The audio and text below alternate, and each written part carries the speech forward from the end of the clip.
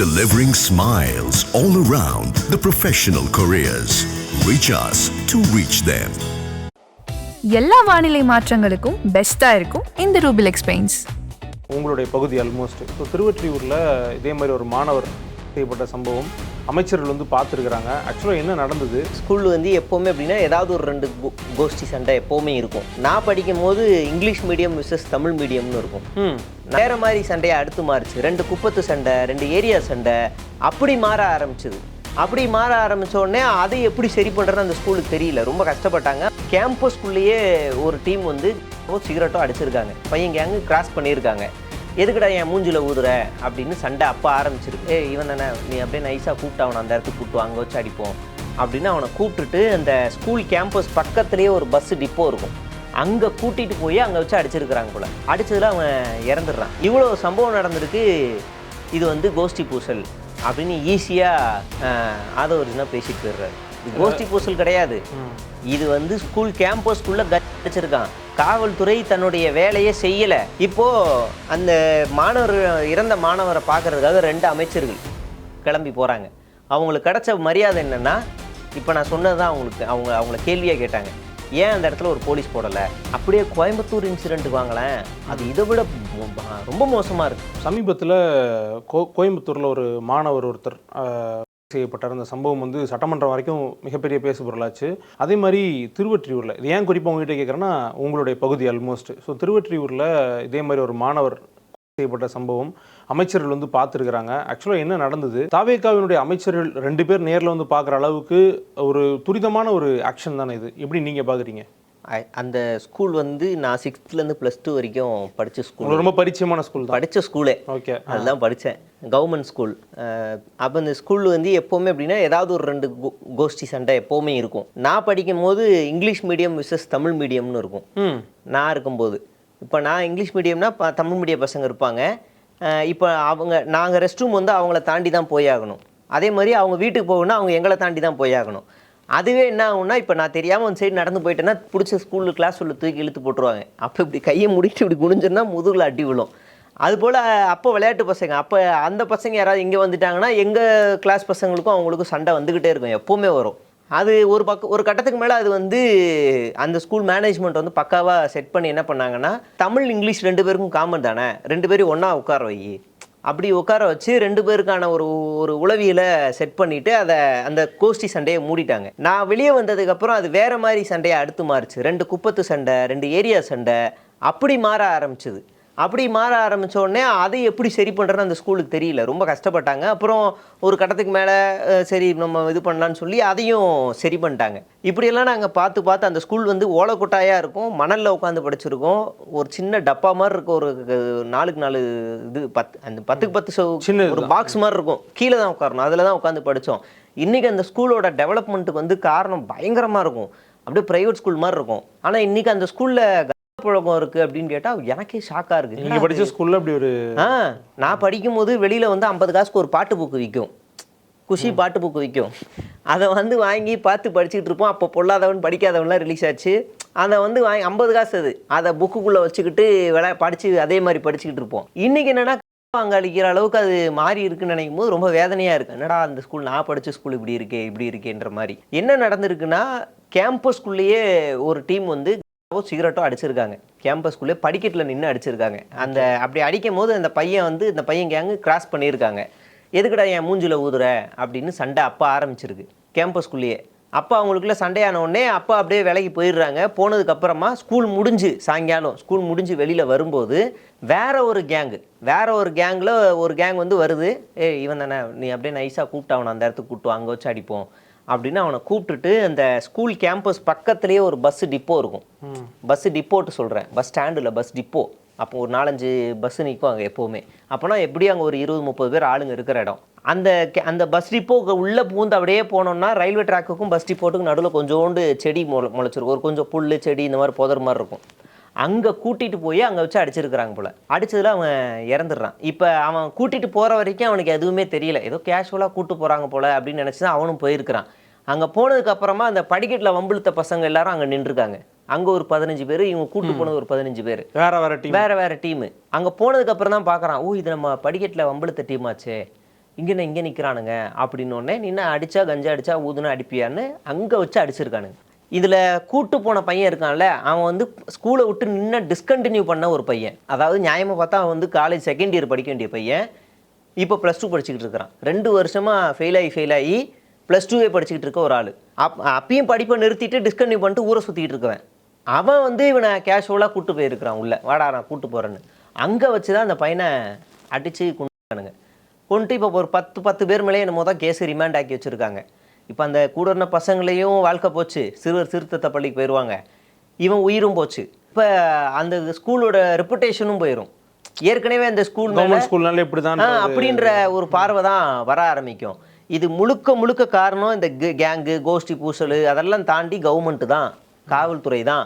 ஏன்னு சொல்லுவேன்னா, நீங்கள் அந்த ரோடோட அமைப்பை பாருங்கள். ஃபஸ்ட்டு மெட்ரோ ஸ்டேஷன் பக்கத்துலேயே கொஞ்சம் தூரத்துலேயே ஒரு விம்கோநகர் மெட்ரோ சொல்கிறீங்க, திருவொற்றியூர் மெட்ரோ ஸ்டேஷன்.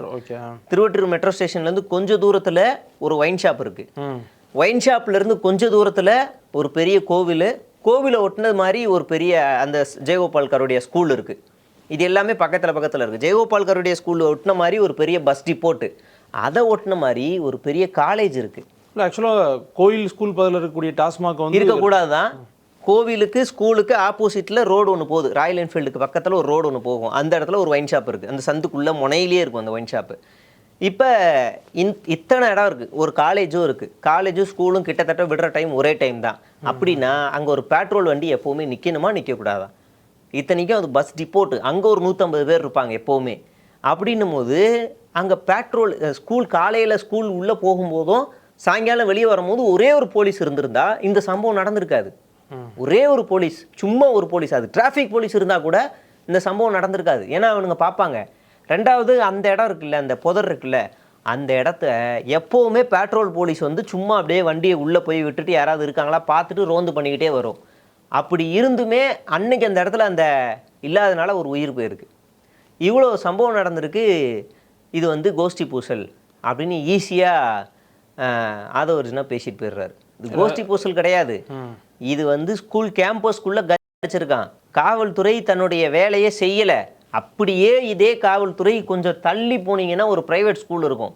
அந்த ப்ரைவேட் ஸ்கூலில் எப்போவுமே ஒரு போலீஸ் நிற்கும். அப்படியே இன்னும் கொஞ்சம் தூரம் தள்ளி போனீங்கன்னா கவர்மெண்ட் எய்டட் ஸ்கூல் இருக்கும், அங்கே ஒரு போலீஸ் நிற்கும். அப்படியே ஒரு 100 மீட்டர் தள்ளி போனீங்கன்னா இன்னொரு ப்ரைவேட் ஸ்கூலு, அங்கே ஒரு போலீஸ் நிற்கும். பாரபட்சம் இருக்குன்னு சொல்ல வரீங்களா? ஆமாம். நீங்கள் இந்த ஸ்கூல் பசங்க தானே போய்ப்பாங்க, இவங்களுக்கு ரோடு கிராஸ் பண்ண வேண்டிய அவசியமே இல்லை, அவங்க அப்படியே ஓரமாக நடந்து போய்ப்பாங்க. அந்த கவர்மெண்ட் எய்டட் ஸ்கூலில் எப்போவுமே 2 போலீஸ் நிற்கிறாங்க. வாங்க உள்ளே போங்கன்னு கரெக்டாக. அதே கவர்மெண்ட் ஸ்கூல்லேயும் அதே மாதிரி நிற்கிறாங்க.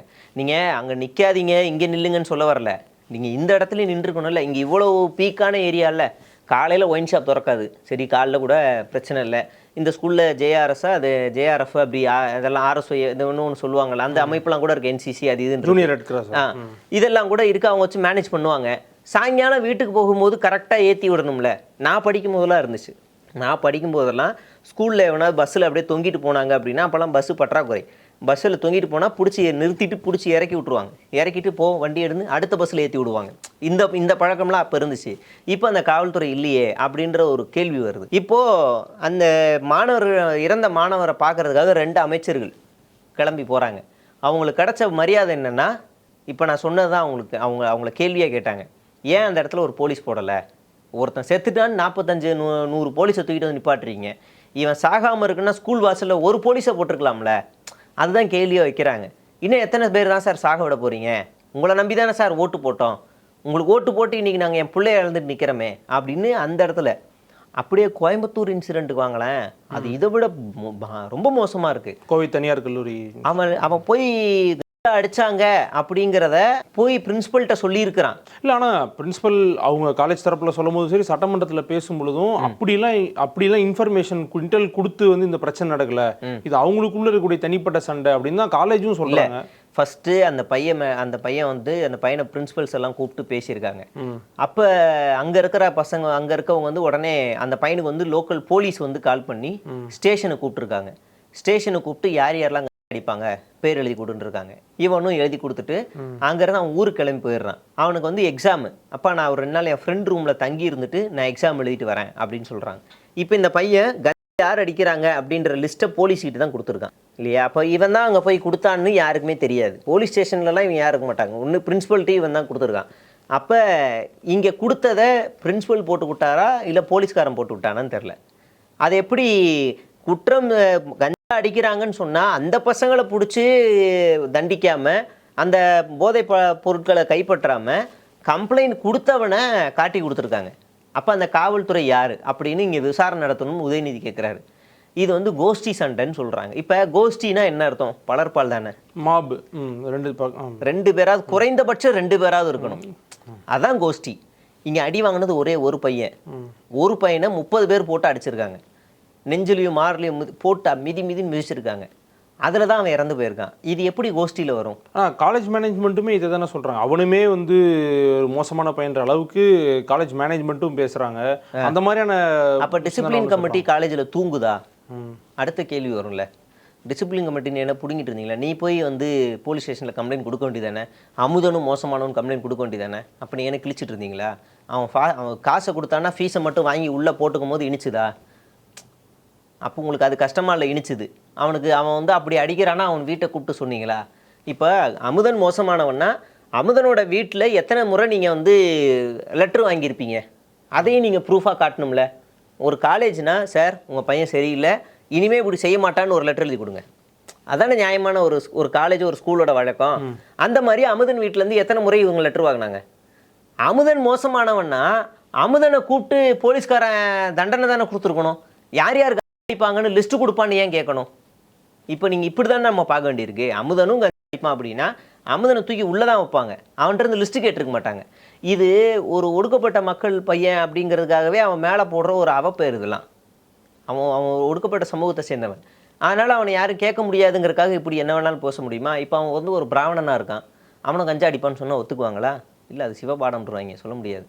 இப்போ என்ன சொல்ல முடியும்? அவன் மேலே அப்படி ஒரு அமுதன் இப்போ ஒரு பிராமணன் அப்படின்னும் போது அவன்கிட்ட இப்படி ஒன்று சொல்லிடுவாங்களா? இல்லை காலேஜ் மேனேஜ்மெண்ட் அவனை விட்டுருமா? அப்போ இங்கே என்ன பாகுபாடு இருக்குதுன்னு நம்ம பார்க்கணும். இப்போ இதுதான் அங்கே நடந்திருக்கு. இது என்னென்னா சட்ட ஒழுங்கு சீர்கேடுக்குள்ளே தான் வரும். இது கஞ்சா புழக்கம் அதிகமாக இருக்குது, அதுக்குள்ளே தான் வரும். இது எல்லாமே இங்கே எதிர்கட்சியிலேருந்து அவங்க பேசிகிட்டு இருக்கிறாங்க. மதுபானத்துறை அமைச்சர் வந்து எதிர்த்து ரொம்ப பொறுப்பாக, இது வந்து நாங்கள் மதுபானத்துக்கு நீங்கள் போதை ஒழிப்புகள்லாம் பேசுகிறீங்க, ஏதோ 4 காவலர்களுக்கு விருது கொடுத்தாங்கிறீங்க. அதெல்லாம் ஜெயலலிதா காலத்துலேருந்தே விருது கொடுத்தாங்கன்றாரு. போதை ஒழிப்புக்காக சிறப்பாக ஒரு துறையை உருவாக்குனதே ஸ்டாலின் 2023 தான். அப்போல்லாம் ஜெயலலிதா உயிரோடவே இல்லை. அது கூட தெரியாமல் அவர் பேசிகிட்டு இருக்காரு. செத்து 10 வருஷம் ஆயிடுச்சு. அப்போ போய் 8 வருஷம் ஆயிடுச்சு. அப்போ நடந்து யாருன்னே தெரியாமல் பேசிட்டு இருக்காரு. அப்போ அவ்வளோதான் அவங்களுக்குள்ள இருக்க அறிவு. என்ன ஸ்டேட்மெண்ட் கொடுக்குறனே அவங்களுக்கு எதிரில் தெரியல, அப்படியே இருக்கிறாங்க. இதெல்லாம் இவ்வளோ பிரச்சனை நடந்துக்கிட்டு இருக்கு. இப்போ இன்னைக்கு தாவேக்காவுக்கு பெரிய பிரச்சனை என்னன்னா, விஜய் வரும்போது எதிர்கட்சி தலைவர் எந்திரிச்சு நிற்கணும். ஏன் நீ என்ன மாண்பு? அப்படிலாம் எந்த மாண்பும் கிடையாது. ஜெயலலிதா வரும்போது கலைஞர் எந்திரிச்சு நின்னாரா? கலைஞர் முதலமைச்சராக இருக்கும்போது ஜெயலலிதா எந்திரிச்சு நின்னாங்களா? அவங்க வேற.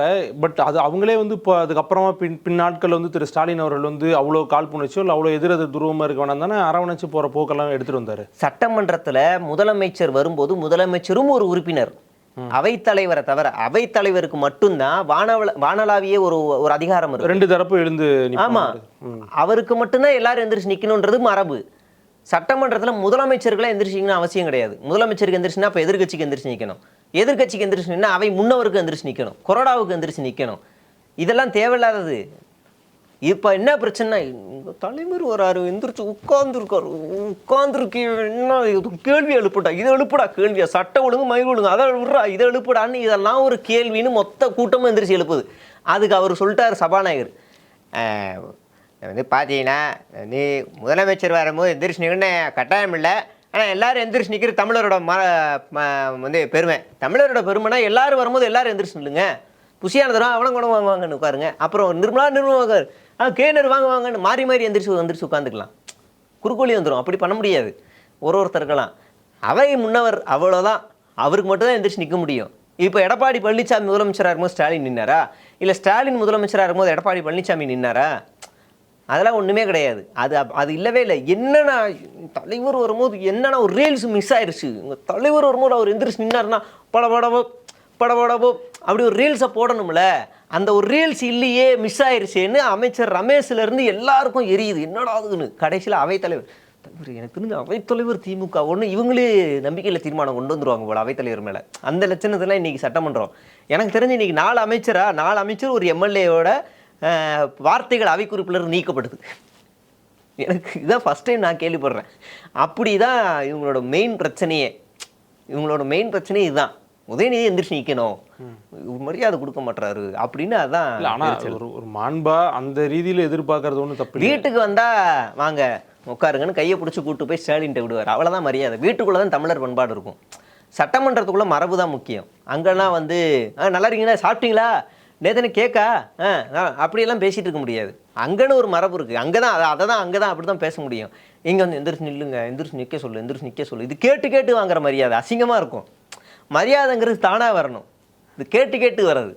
இப்போ உண்மையிலே உதயநிதி இது ஒரு விஜய் வந்து சனாதனத்துக்கு எதிராக, மோடிக்கு எதிராக, டீலிமிட்டேஷன், நீட்டு எல்லாத்துக்கும் ரோட்டில் இறங்கி பயங்கரமாக அந்த நகலை கிழிச்சு எரிச்சு ஒரு பெரிய போராட்டம் நடத்தி ஒரு 2 வாட்டி சிறைக்கு போயிட்டு வந்திருந்தாருன்னா உதயநிதி ஆட்டோமேட்டிக்காக எந்திரிச்சு நின்றுப்பார்.